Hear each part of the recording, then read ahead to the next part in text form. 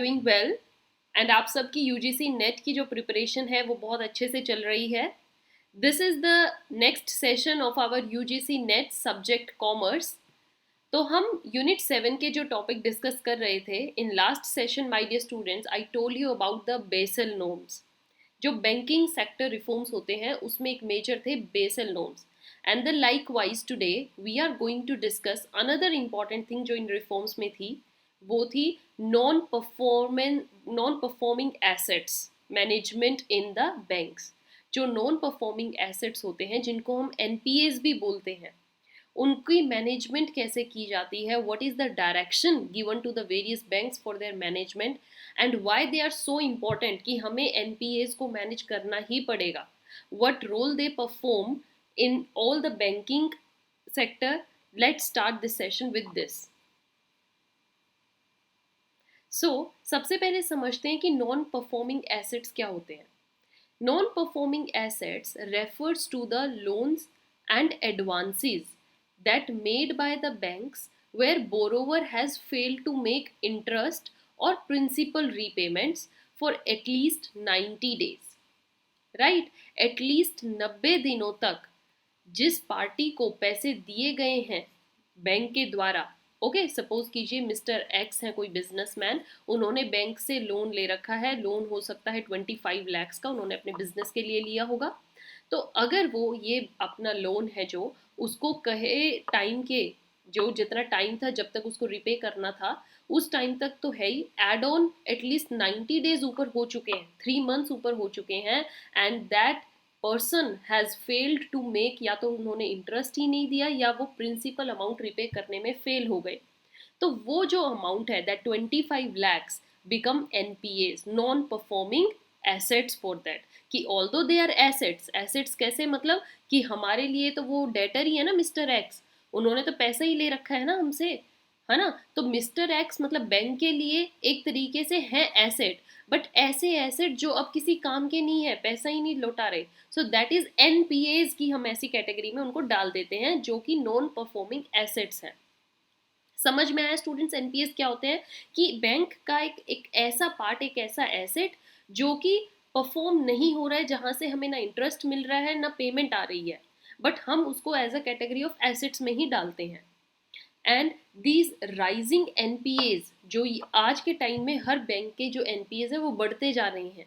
Loan लेने वाले बहुत लोग हैं बट लेकर देने वाला कोई नहीं है.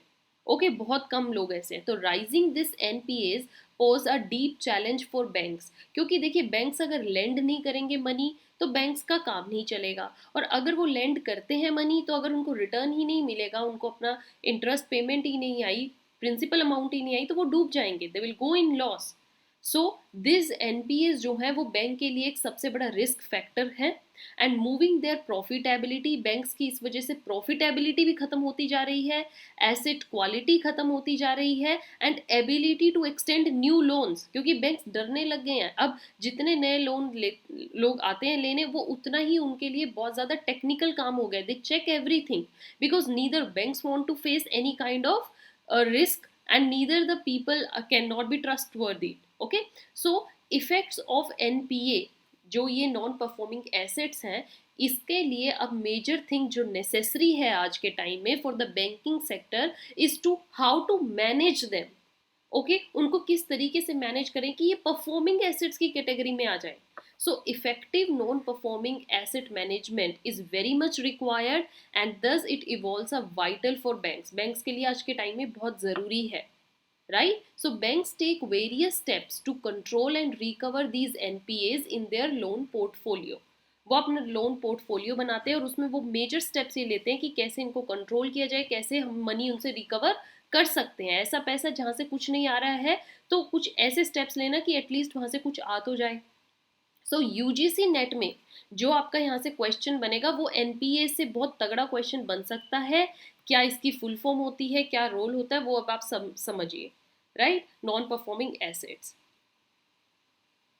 Next very important thing is कि जो एनपीए है वो एनपीए का जो मैनेजमेंट है, बैंक्स द्वारा क्या क्या अलग अलग ऐसे टूल्स हैं जो यूज किए जाते हैं to manage these assets. So banks have several tools to spot, control and resolve these NPAs? इनको कैसे कंट्रोल किया जाता है इन देयर लोन पोर्टफोलियो, क्या क्या है? Firstly, early warning systems.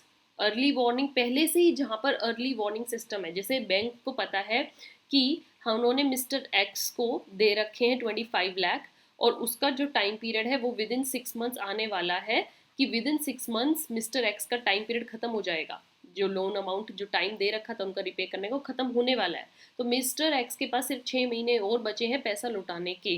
तो this is now early warning system, कि बैंक को पहले से ही नॉलेज में रखने चाहिए वो लोग टाइम से पहले कि इन लोगों से हमें इतना टाइम रहता है पैसे आने हैं, राइट? तो इससे हम डिटेक्ट कर सकते हैं एनपीएस को. And bank should monitor early alarm signals, उनको इसको रेगुलर मॉनिटर करना चाहिए कि उनके पास कितनी जल्दी इंफॉर्मेशन आ रही है ऐसे लोगों की जो एनपीएस की कैटेगरी में जाने वाले हैं. लाइक डिक्लाइनिंग कैश फ्लो से वो चेक कर सकते हैं, ओवर ड्यू बिल अगर हो गए हैं यहाँ से चेक कीजिए, चेक बाउंस हो रहे हैं वहाँ से चेक कीजिए, अगर आपके पास नेगेटिव इन्फो रिपोर्ट्स है अबाउट द बोरोवर्स, उससे आप, कई तरीके ऐसे हैं जहाँ से आपको अर्ली सिग्नल मिल सकते हैं regarding this NPA, right? Then next tool we have for the banks is credit monitoring system.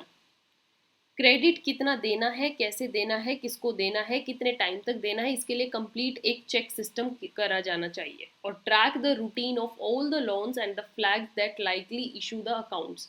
कितना लोन जा चुका है, कैसे लोगों के पास जा रहा है, क्या उनका फ्यूचर चल रहा है to repay. Then loan rating models, ये भी असेस करते हैं ईच लोन्स क्रेडिट रिस्क. पहले से एक लोन रेटिंग मॉडल होता है जो कि बैंक्स को बता देता है कि अगर आप इस पर्सन को इतना लोन दोगे तो ये किस कैटेगरी में जाता है, इसके साथ कितना रिस्क जुड़ा होगा, ओके, और कितने चांसेस हैं कि ये पर्सन डिफॉल्ट कर सकता है. क्रेडिट वर्दीनेस होती है ना एक पर्सन की, तो उससे आप पता लगा सकते हो. Banks also set up specialized stressed asset management cell. ऐसे सेल बनाए जाते हैं जहां पर फोकस कंप्लीटली किस पर होता है कि एनपीएस को कैसे पीएस की कैटेगरी में डालें, परफॉर्मिंग एसेट्स में कैसे लेकर आएं, उनके साथ हम कैसे कैसे ट्रीट कर सकते हैं कि लोग एटलीस्ट कुछ अमाउंट तो उनको वापस करें. So these cells are develop keeping the plans, initiating the legal action. अगर लीगल एक्शन भी लेना पड़े बोरोवर के अगेंस्ट तो लिया जाना चाहिए, और यहाँ पर बहुत स्ट्रांगली एफर्ट्स लिए जाते हैं. आरबी बैंक्स जो होते हैं they should also use RBI loan structured scheme, जो कि एमएसएमईज के लिए निकाली गई है. वहां से भी आप आरबीआई से भी गाइडलाइंस ले सकते हैं. As a last resort bank sell large NPAs to asset reconstruction company. ये तो बहुत ही सही चीज़ है कि जो एसेट्स रिकंस्ट्रक्शन कंपनी है ये बेस्ट थिंग है. वाई? बिकॉज इनका जो बैंक्स का जितना भी बर्डन है, जितना वो रिस्क होता है एनपीएस का, वो कंप्लीट एसेट रिस्ट्रक्चरिंग कंपनी पे डाल देते हैं.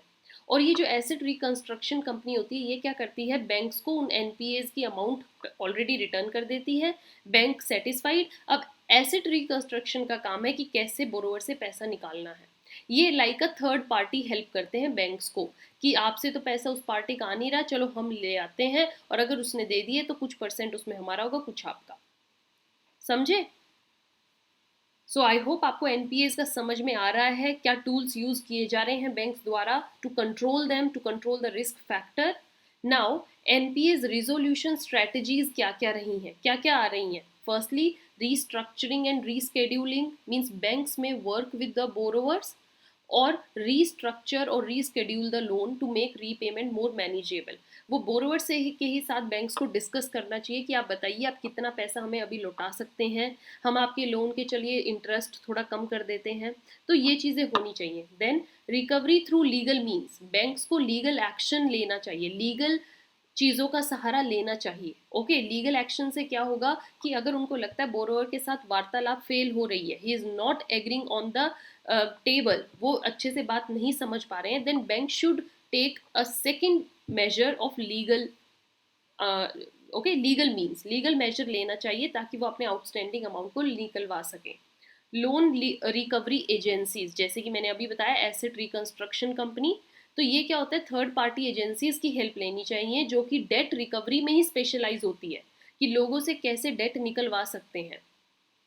I hope you understood these things. NPAs are very very important my dear students. UGC net exam के लिए ये टॉपिक आप बिल्कुल भी स्किप मत कीजिए. And with this session of Crack Net with Nishman is over. We'll meet you with another new important topic. Till then, stay tuned and keep watching, keep sharing. Thank you.